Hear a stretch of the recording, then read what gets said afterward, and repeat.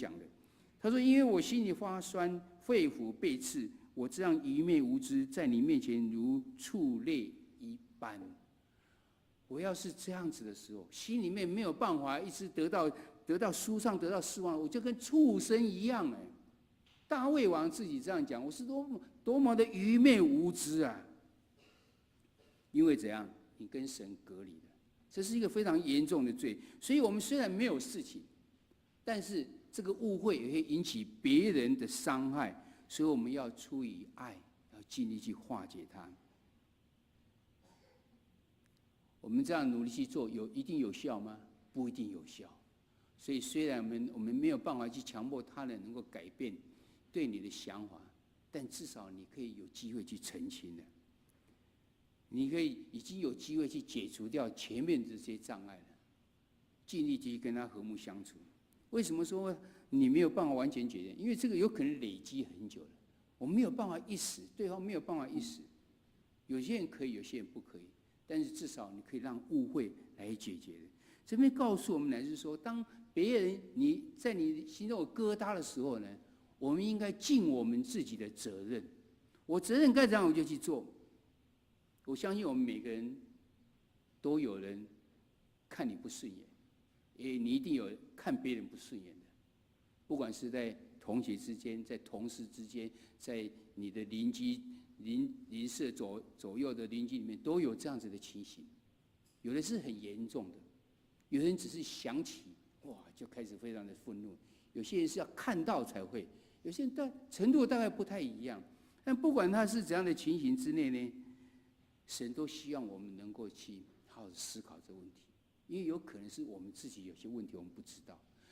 最严重的问题是怎样？让对方有苦毒、有怨恨、有不饶恕的时候，其实你就是让他跟神之间隔绝了，而这原因是在我们。我相信这牧师准备到这件事就心停了很久，不知道如何再准备下去，因为我知道我有这种情形。我知道有人对牧师非常的不谅解，不能讲不谅解，有误解存在，有很多原因，当然牧师也有他的责任在。但是要是没有去谈的时候，这个问题就一直存在那个地方。我要如何去面对这个问题？我相信每个人都有同样这些问题，必须要去努力。所以在准备到真的时候，我只能用一句话来告诉大家：牧师在努力中，我们彼此互相勉励。人对人之间有疙瘩，人家对你有疙瘩，你对别人有疙瘩的时候，都需要去努力。因为你不要想到你自己，你觉得我没有事情，我没有事，确实我也觉得没有事情了。别人看我不顺眼，我不会觉得怎样啊。我是对神，我不是对人啊。我可以很简单就这样讲就好。但是想到这边，课本告诉我们更深，从经典里面也告诉我们，原来我们使别人的心中有了怨恨，有了苦毒，有了不饶恕的灵，你就使他跟神隔绝了。我们承担得起这样的责任吗？我们承担得起我们使别人跟神之间隔绝了吗？要是想到这样的话，我相信我们更加愿意要努力能去跟别人来谈来和解。我们要何时去跟别人谈呢？这罗马书告诉我们说，若是能行，总要尽力与众人和睦。第四个，当有些罪是不可忽视的时候，当对方的罪呢已经严重到不可忽视的时候呢，我们就应该要去跟他谈。怎样子是不可忽视呢？这边告诉我们，至少有四个情形可以去看。神要我们在这方面呢，都应该要去呼召我们去面对、去处理跟对方的冲突。第一个是羞辱了神，第二个是损害了关系，第三个损害到别人，第四个伤害到自己。这样看好像你不会觉得是怎样，特别羞辱到神，你觉得好像怎么想都不太有啊。马太福音21章12节到13节是讲耶稣到店里面看到有人在做生意之后，生气将这些全部都赶出去，说我父的店是要成为祷告的店。他们觉得他们所做的已经羞辱到神，用这样子来想想我们自己就可以。你想想，要是你是在掌握一家你是公司的老板，但是你公司里面所做的事情呢，是利用欺骗的手段，用不合神心意的手段而去做生意的话，你不是羞辱到神了吗？人家也特别知道你就是基督徒，但是为什么你们做出来是这样？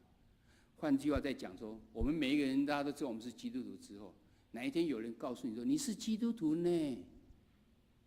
是不是后面代表怎样？我们已经做到不合神心意的事情？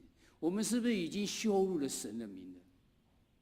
昨天我们在周六礼拜的时候，大部分是学生，我就告诉他们：你在做学生的时候，你们考试作弊得到好成绩，你们在同学里面之间就结党，然后就是欺负自己，成立一个党，然后欺负别人。人家知道你是基督徒，你觉得神的名字有没有因为你而受到羞辱呢？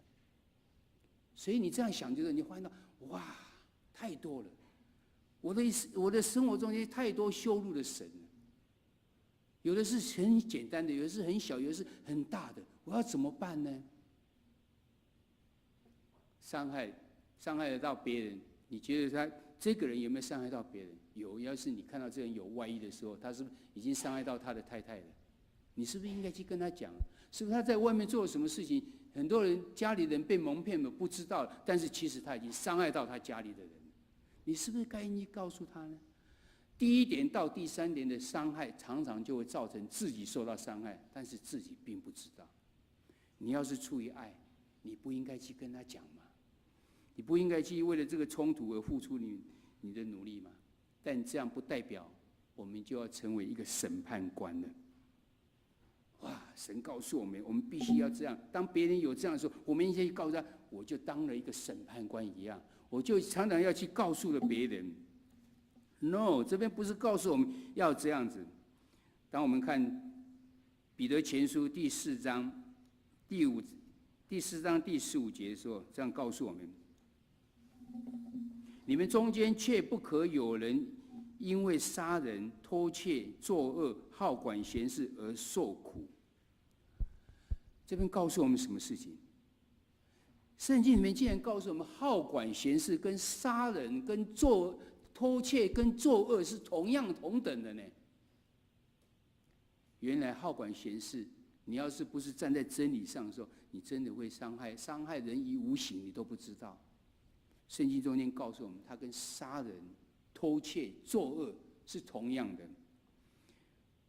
其实我们要知道，我们急切的想要去指出别人的兄弟的罪的人，往往是骄傲跟灵命不成熟的表现。而真正是那些灵命谦卑、有灵命成熟的人，他不会这样子做。他会知道说这件事情到底谁去做比较适合。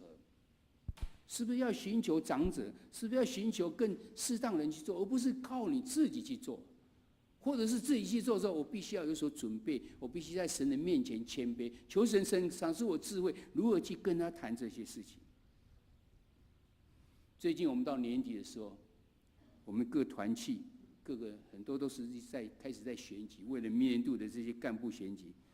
牧师发现到有一个怪现象，有些人在团契里面呢，当契友已经 N 年了，一天到晚接受干部们他们的服侍，等到选举的时候全部撇清，不要选我，不要，我有什么问题的，讲了一大堆我没有问题，但是他的出勤率是100%，真的时间都可以来，但是他为什么不愿意服侍别人？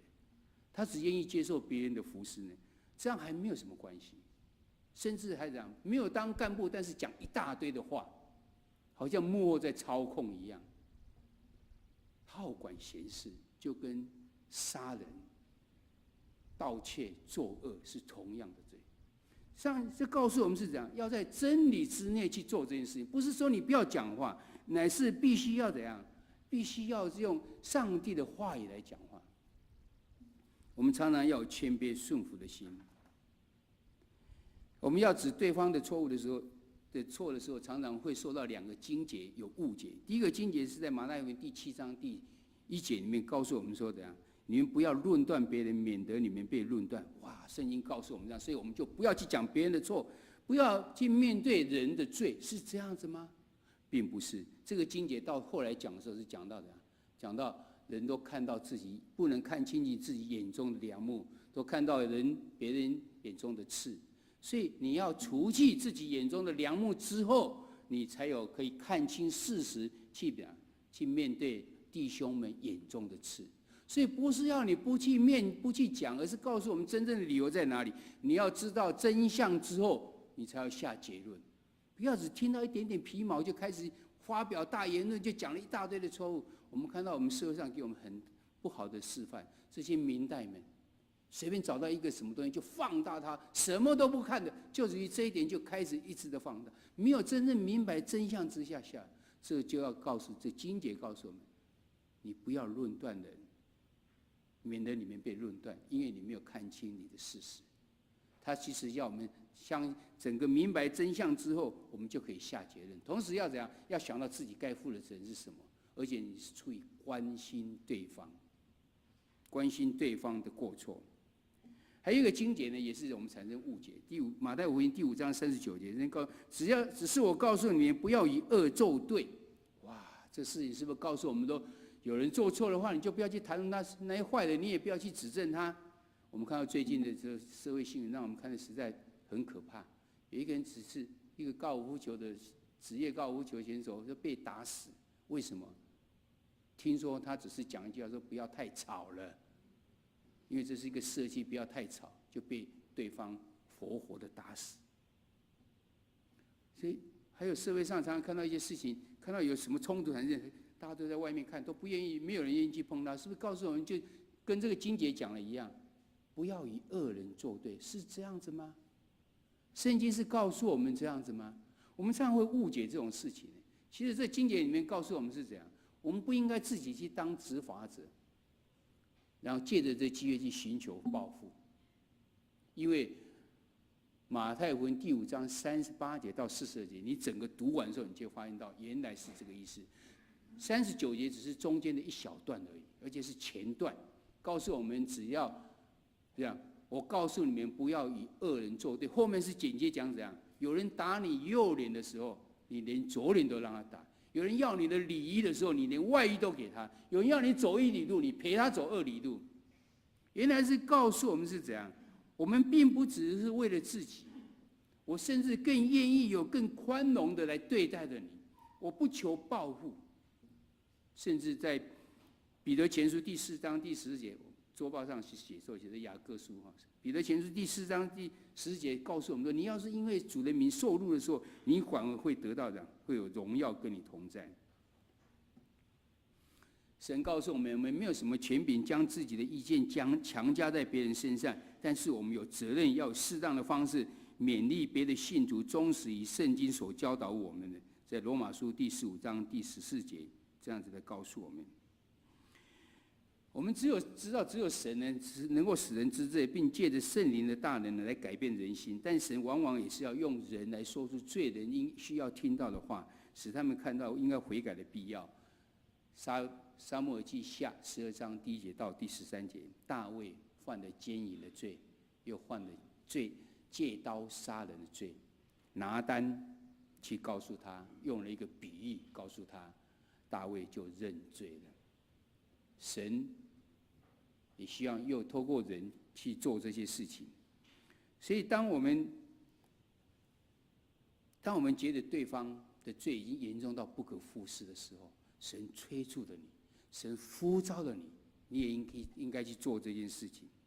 我们虽然没有办法靠自己去改变，但是要是经由我们以爱为动机的指正的时候，我们就可以被神来使用，帮助人看到他们有罪上面的问题。所以我们要小心，我们不要去多管闲事，我们不要去讲负面的话，但是有正确的该讲的。当对方的罪已经严重到不可忽视的时候，当对方对我有疙瘩的时候，当对方得罪我的时候，当我不去处理的时候，有可能会产生更大的问题的时候，我要不要去做呢？我要去做，但是求神赏赐我智慧，求赏赐我智慧，赏赐我有恩典的话语，让我们去讲的时候是让这事情能够更好一点。所以我们常常在讲，我们彼此之间应该讲造就的话，造就劝勉安慰的话，尽管讲；指责责备的话，一句都不可说。但是你怎么办？你寻找属灵的遮盖，你寻找牧者，寻找长辈，让他知道这个情形，用适当的方法去告诉了对方，我们就可以成为神所能够使用的。我们回来看说，今天告诉我们的这经典里面，是告诉我们这。